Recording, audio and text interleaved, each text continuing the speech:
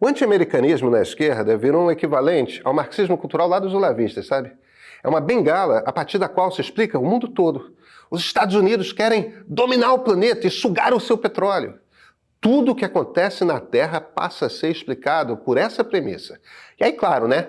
China e Rússia são os países capazes de fazer frente aos americanos. A Rússia, militarmente, os chineses com comunismo 2.0, ditando uma nova guerra fria na disputa de modelos de sociedade e de economia.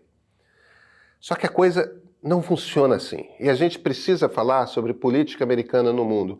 Porque, olha, a esquerda aqui na América Latina, logo a esquerda, que sempre apela para fazer leituras complexas do mundo, compreende muito mal os Estados Unidos. A ideia aqui não é dizer que os Estados Unidos sejam um grande herói do mundo, porque, olha, eles não são e nenhum país é. Mas é preciso desmontar esse consenso meio clichêzão que parece ter se formado com tanta gente progressista de que os americanos são o mesmo bloco monolítico que entende o mundo e atua da mesma forma desde 1945. De Dwight Eisenhower para cá, rolaram 5 ideologias diferentes que determinam a maneira americana de compreender o mundo. E cada uma dessas 5 ideologias leva a um tipo de política externa bastante distinto uma da outra. Sabe, deixa eu fazer uma provocação aqui com vocês. Nem toda esquerda se move por um motor americano, mas existe uma esquerda muito forte, uma esquerda com ampla representação no governo, que considera que onde os Estados Unidos estão, o Brasil deveria estar, do outro lado. Para o governo Joe Biden foi um imenso desapontamento. A Casa Branca realmente esperava encontrar no governo Lula um aliado no combate ao autoritarismo de extrema-direita no mundo.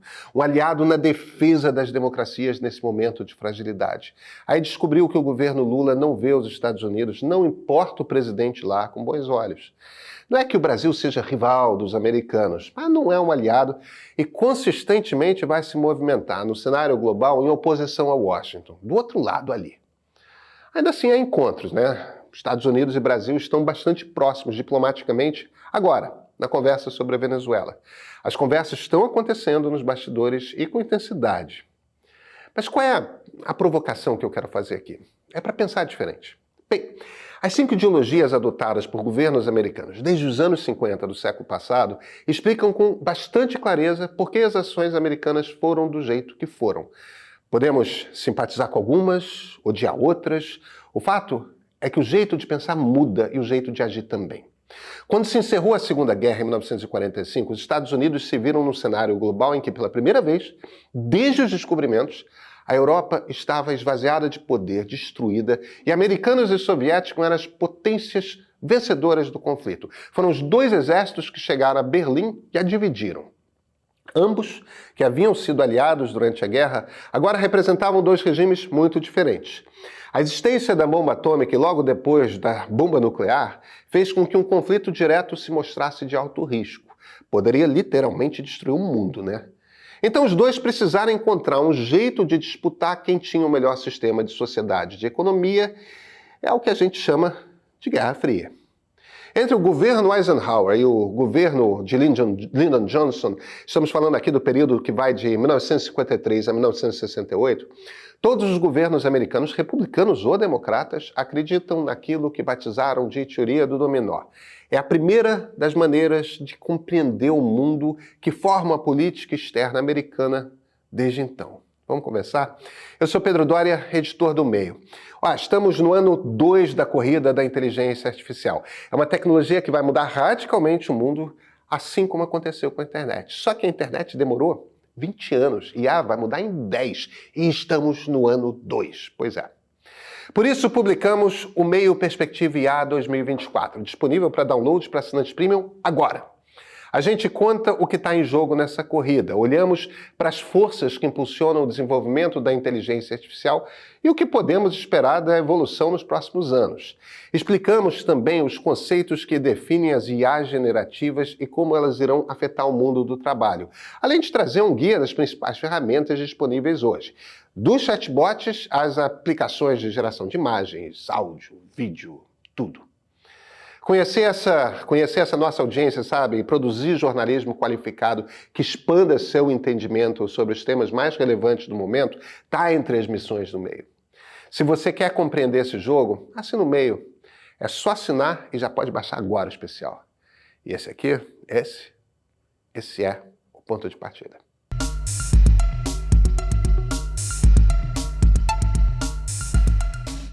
A lógica da teoria do dominó é a seguinte: se um país se torna comunista, as chances de um país vizinho virar comunista na sequência aumentam muito. Olha, existem dois períodos de uma política externa americana muito agressiva. É esse período da teoria do dominó e agora, mais recentemente, o governo George W. Bush. É quando os americanos atuam como se o mundo fosse todo do seu interesse e consideram sua obrigação intervir militarmente ou com golpes de Estado por toda parte. Toda ação americana nos anos 50 e 60 se baseia no meio que num jogo de war. Ou a gente controla o mundo ou os soviéticos controlam. Então é preciso, a todo custo, evitar vitórias comunistas. Tinha um primeiro-ministro ultranacionalista no Irã, com umas tiradas meio de esquerda demais, manda a CIA organizar um golpe de Estado contra o Mossadegh. O Vietnã periga cair para os comunistas, já foi a China, já foi o Camboja, daqui a pouco chega a Índia, invade o Vietnã. Cuba virou comunista? Tragédia máxima, é na vizinhança de casa, foco total na América Latina. Tem um cara lá no Brasil falando em nacionalizar as coisas, parece comunista? Ajuda os generais lá a derrubar o cara. Não importa que virasse ditadura, desde que fosse a nossa ditadura. Essa, aliás, é uma paráfrase do Franklin Roosevelt, quando alguém comentou com ele que o ditador nicaragüense Anastácio Somoza era um filho da mãe. Aí o Roosevelt respondeu: pode ser um filho da mãe, mas é o nosso son of a bitch. Esse tipo de jeito de ver o mundo nas 2 décadas seguintes é catapultador aos extremos. Mas aí vem Richard Nixon e a coisa muda. Nixon teve um dos mais brilhantes e mais frios, mais cínicos secretários de Estado da história americana. É o chanceler deles, Henry Kissinger. Era um alemão fugido do Holocausto. O Kissinger era também um realista. E o realismo acredita, em essência, que existem grandes potências e cada potência tem sua área de influência. Você evita conflitos se agir na sua área de influência, mas não interferir demais na área de influência dos outros. Nesse sentido, os americanos continuaram a espalhar ditaduras pela América Latina. O Uruguai caiu, Chile caiu, Argentina caiu. Todas são ditaduras militares de direita pró-Estados Unidos, que vêm já sob essa visão realista. Estavam na área de influência americana, então tudo bem. Mas veja, os americanos saem do Vietnã, reatam relações diplomáticas com a China, cada um no seu canto cuidando do seu pedaço do mundo. Não é um elogio não, tá? É um jeito bastante autoritário, cínico até, mas bem ou mal tem ali uma tese de como se evita conflitos. No tempo da teoria do dominó, não se evitava conflitos, era guerra até o fim, disputa de cada palmo do planeta. Entre 1977 e 81, os Estados Unidos foram governados por Jimmy Carter. Ele era um liberal. O que eu quero dizer com isso é, ele tinha uma visão liberal de política externa. É um outro jeito de compreender o mundo, e no governo Carter foi muito mal implementado.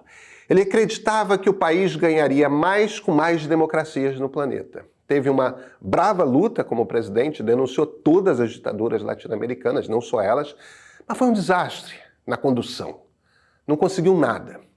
Ronald Reagan e George Bush, o pai, trazem de volta o realismo para a Casa Branca. Então acontece a aproximação com a União Soviética, negociação de desarmamento, e de certa forma eles ganham a Guerra Fria com essa política, embora, sejamos justos, foram mais os soviéticos que perderam do que os americanos que ganharam. Aquele troço entrou em colapso por qualidades próprias. O liberalismo volta à Casa Branca com Bill Clinton, dessa vez muito mais bem implementado. Está lá nos 2 governos Clinton, nos 2 governos Obama, no governo Biden e, se for eleita, no governo Harris. Os liberais acreditam que o caminho da paz é a existência de mais democracias. Acreditam em instâncias internacionais de negociação. Acreditam que quanto mais democracias com economias de mercado abertas, maior o tráfego de comércio internacional, mais mercados para os Estados Unidos, mais mercados para todo mundo também, tá? Todos enriquecem. Mas acreditam também que democracia nasce de baixo para cima, ou seja, ou a sociedade de um país luta pela sua democracia ou não adianta.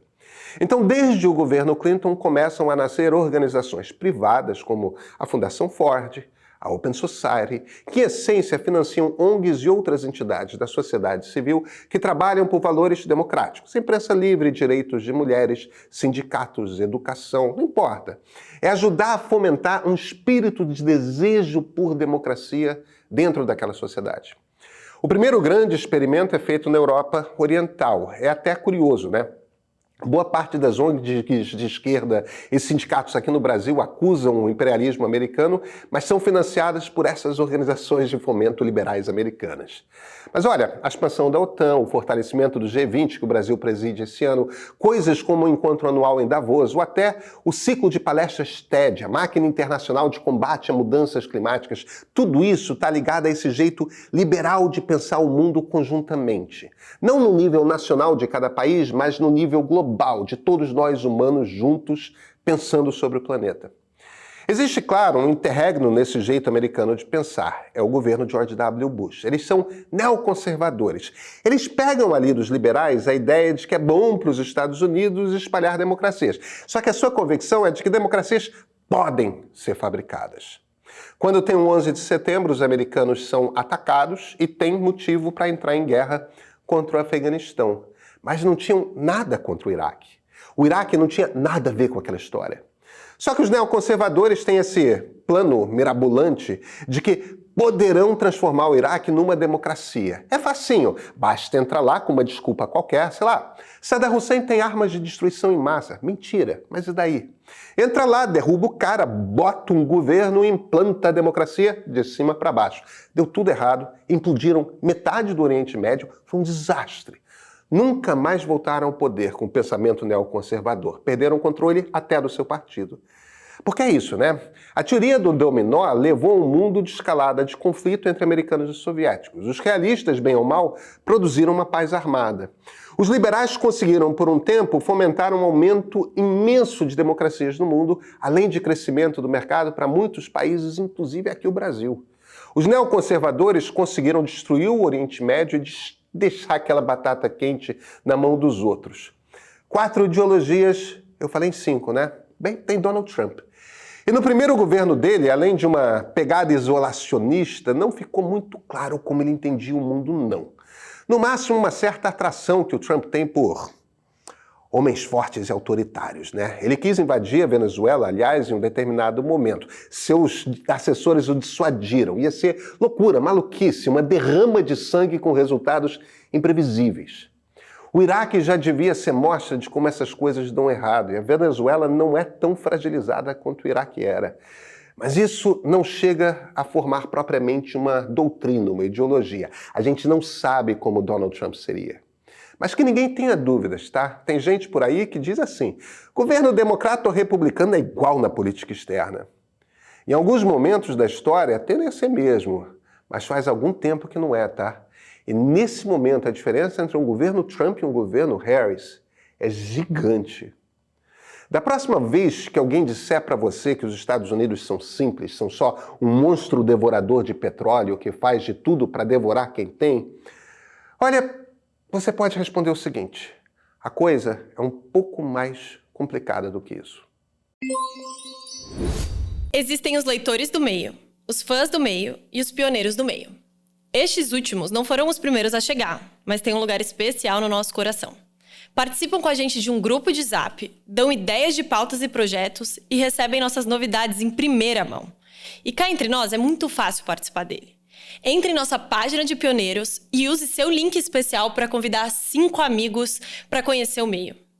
Eles aceitando o convite pronto, você já é um pioneiro. E sem falar dos brindes. Quanto mais gente você trouxer para o meio, mais brindes você ganha. Tem adesivo, camiseta, caneca, moletom. Seja um pioneiro, ajude o meio a crescer, ganhe brindes e venha conversar com pessoas inteligentes e de bom gosto como você.